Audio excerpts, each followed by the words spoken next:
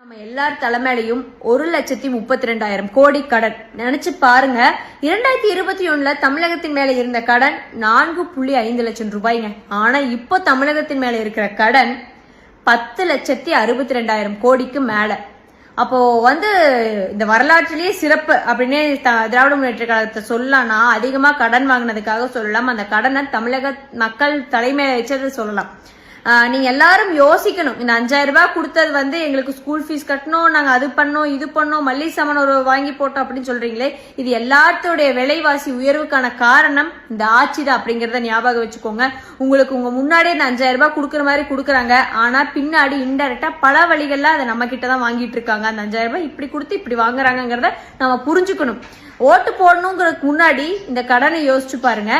நம்ம எல்லாருமே இந்த விஷயத்த காமனா யோசிச்சு பார்க்கலாம்னா, ஒரு 10 லட்சம் ரூபாய் நம்ம கடனை வாங்குறோம்னா, அந்த கடனின் மூலியமா நம்மளுக்கு இன்கம் வருமா, அந்த கடனை அடைக்கிறதுக்கு ஒரு முதலீடா பண்ணிருக்கிறோமா அப்படின்னாதான் அந்த கடனை நம்மளுக்கு அடைக்கிறதுக்கான வழி இருக்கும்.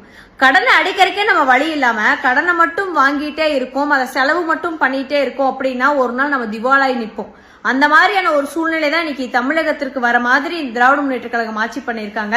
அதனால தமிழக மக்கள் எல்லாரும் யோசிக்கணும்.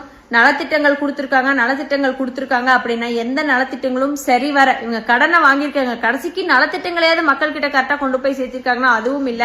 விடியல் பயணம் அப்படின்னு சொன்னாங்க பேருந்துகள் எல்லாமே, ஆனா பேருந்து எப்படி இருக்கு அப்படிங்கறது நம்ம எல்லாருக்கும் தெரியும். அதே மாதிரிதான் பல விஷயங்களை நம்ம சொல்லலாம்.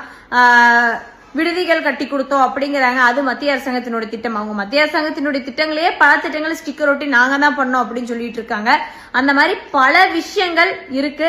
மக்கள் எல்லாரும் யோசிக்கணும். நம்ம எல்லாரும் மேலேயும் 1,32,000 ரூபாய் கடன் இருக்கு அப்படிங்கறதையும் யோசிங்க. கிட்டத்தட்ட 5 லட்சம் கோடி அதிகமா கடனை வாங்கியிருக்காங்க அப்படிங்கறதையும் யோசிங்க. நன்றி, வணக்கம்.